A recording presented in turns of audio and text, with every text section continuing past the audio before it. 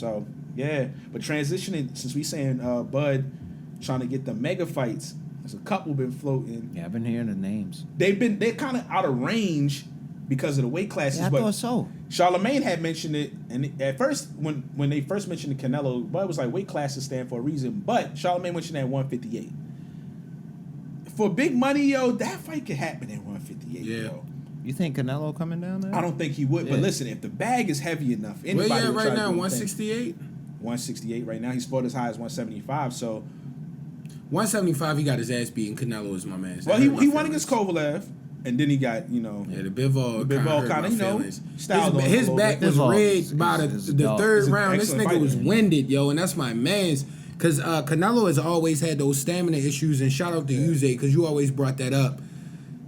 So I don't think it's good for him to pick up weight. I think what you, as far as what he was saying about Canelo before Charlemagne asked that, just saying is just with his age. Yeah. I respect what he's saying. If he can get him down to that weight, like he said, cool. If he can, but he should not go up higher. Oh shit! It depends on what I mean. What y'all think? You know I'm right with Canelo all the way, but I might be one of those blind loyalty guys. I think Terence might get this. Canelo hasn't fought at that weight in a while. If he drops down there, that's what I'm saying. I don't know about that. The sickest part is, if I'm being honest, if somehow magically Canelo was able to get down to 154 and Earl went up to that, I thought Errol Spence would give him trouble. So I don't know if anybody beat Terence Crawford. I'm just saying though, like if that was possible, since we saying shoulda, woulda, coulda shit.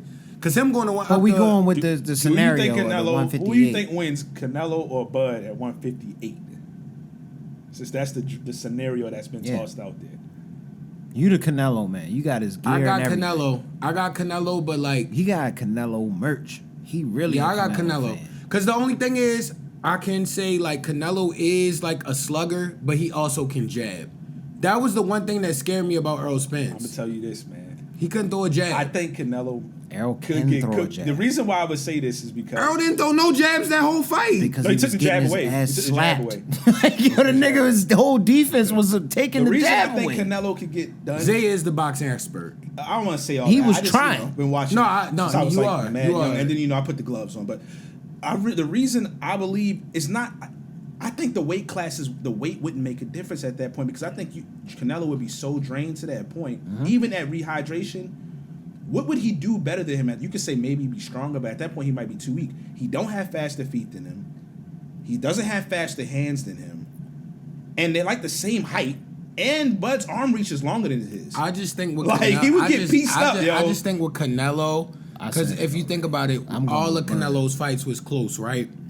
But once he put that hand on you, Mike, you're not hearing me. But the it's weight, 158, yo. the weight, yo. Yeah, because that was he's got to lose 68. that. Yeah, You know what I mean, he's got to come down to that. Bud would I think he be the could. same height as him with longer reach, faster hands, and faster feet, yo, and power.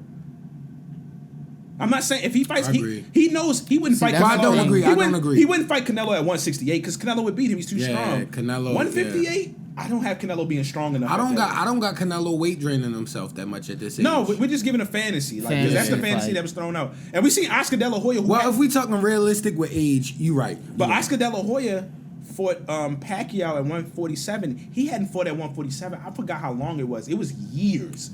He fought as much as I think at 168 at one point. Or 160, I think. No, definitely 160. And finally came down there after. Anything can happen for the right bag, Mike.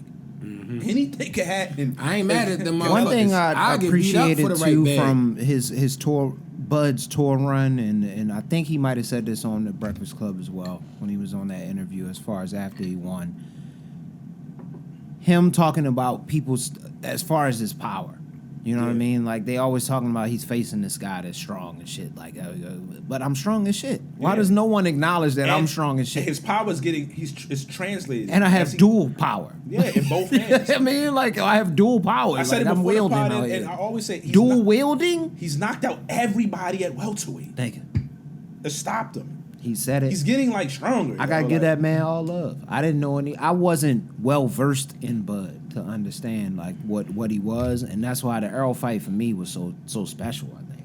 Yeah. And we've said it many a times here, but I haven't said it personally. I think on the pod. Appreciate you for that fight party. Oh yeah. That fight party was Nigga, fucking that fire. shit was crazy. We just want to throw that back out Appreciate you. there. I always say appreciate y'all. It was great. That It shit was was fun fun time. as hell. No, y'all My know lady who had a good I'm ass time. secretly hyped for.